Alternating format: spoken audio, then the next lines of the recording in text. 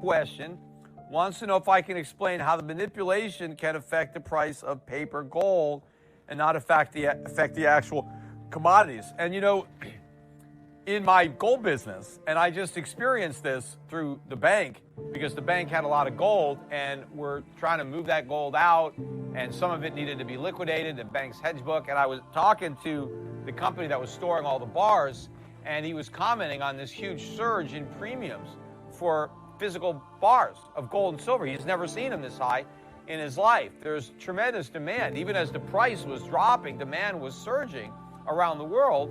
Because obviously, look, there's inflation. People are looking for a real hedge, and so they're trying to buy gold and silver. But again, the big money, the speculators, all they're doing is looking at the interest rates and the Fed, and they've got these computer algorithms that are like, oh, bonds down, interest rates up, sell gold, right? They just think that higher interest rates are bad for gold. They don't get it. These are just higher nominal interest rates. They're not higher real interest rates. In fact, we still have negative interest rates. We haven't even come close to positive interest rates. We have been in a bullish environment for gold the entire time. It's just that these computer algorithms don't get that. But the big money has been trading in the futures market. And so that has kind of been the dog wagging the tail of the physical market. But at some point, and maybe soon, maybe this week, who knows, that's going to flip. Because the big money is going to figure out they're on the wrong side of this trade, especially the ones that are short. And given what I know about the shortage in the physical market, it's possible that people that actually want physical gold may be buying some of these contracts, looking to take physical delivery, which is going to be a shock to the shorts when they're forced to deliver gold that they don't have. Remember, all the people that are selling gold and silver futures contracts, unless they're a hedger, unless they're a mining company, right, and they're hedging, if they're a speculator and they're just short in gold and silver, they don't actually have any. Like when you short a stock, you're supposed to have the stock, right? You have to own the stock, you borrow it, if you don't have it, you get the shares, and then you sell them. But you sell futures on gold and silver, you don't have to have any gold and silver at all. Well, normally it doesn't matter that you don't have it because the guy that bought it, he don't want it either, right? Everybody settles up in cash. But what happens if the long decides to tell the futures exchange, yeah, I actually want my gold. Here's my address, send it to me. Send me my bars. Now the exchange has to send a notice to the guy who's short saying, hey, you remember that silver you sold or that gold you sold? Yeah, you got to deliver it. Here's the address you got to send it to. And he's like, shit, I don't have it. How am I going to get it? And so now he's got to buy his way out of that contract unless he's going to go find that physical metal. I mean, it's the opposite of what happened with oil. Remember when oil prices went to negative $30 a barrel during COVID? Why was that? Well, because the people who bought the contracts were being forced to take delivery. The people who sold the oil, right, they didn't want the oil. So they said, I'm going to deliver it. I got no place for it. And so then the people who own the contracts were being told, yeah, we're going to deliver all this oil to you. Where do you want it?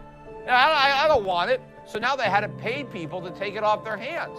So people were paying $30 a barrel so they didn't have to take delivery of the oil, right? And so you saw that crazy market. Well, you're going to see something as crazy as that on the upside of gold when people are scrambling to deliver on their gold contracts when they can't find the physical metal. So that's all coming.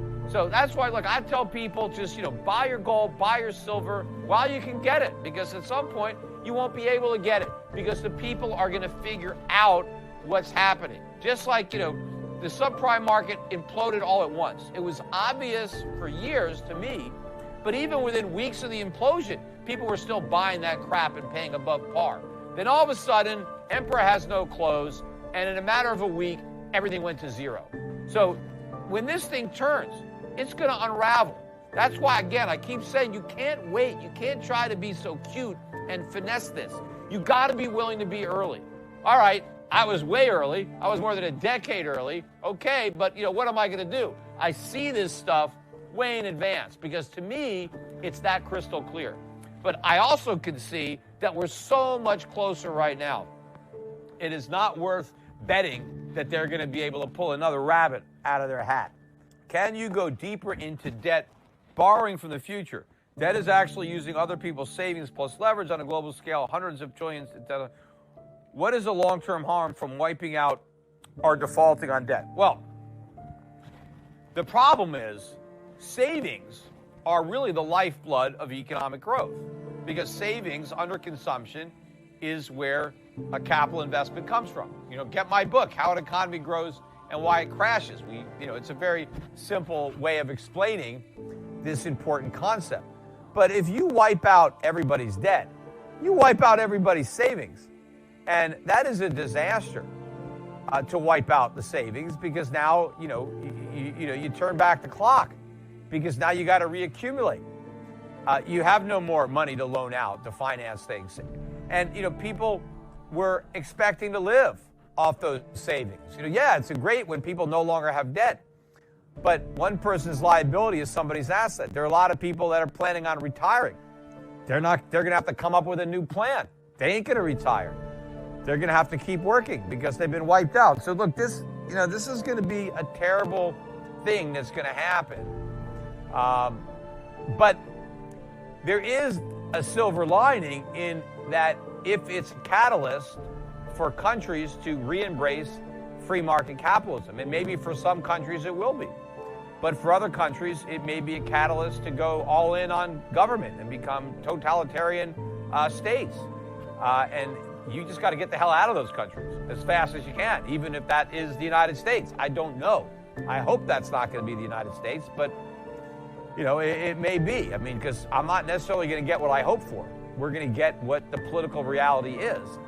And unfortunately, the electorate has been dumbed down over the decades, and so they may just go for socialism. That's just how dumb most Americans are when it comes to understanding of economics.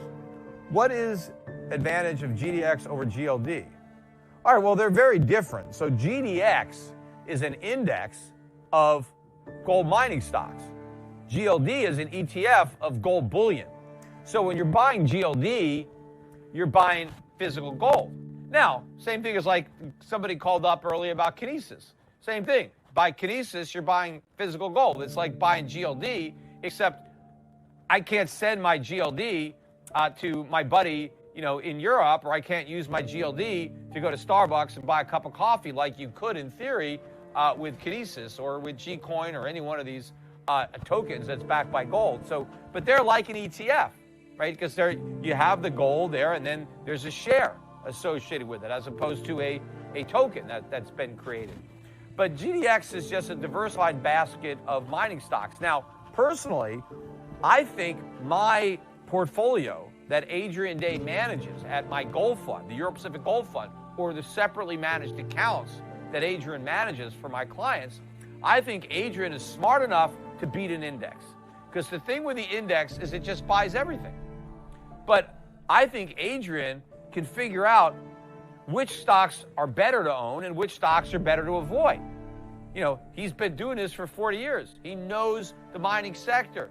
He doesn't have to buy an index. You buy the index when you don't know what you're doing. And that way, I'm not going to make a mistake. I'm just going to buy the index. Now, sometimes you buy it because there's more liquidity there, right, than any one individual name. You're a big fund. Okay, I'm going to buy the index because, I don't have enough liquidity in some of these names. But if you're an individual investor, you don't have to do that. Buy the Euro Pacific Gold Fund, set up a managed account with me, let Adrian Day build you a portfolio. He will beat these indexes. I'm confident of that. He's done it for 30 or 40 years.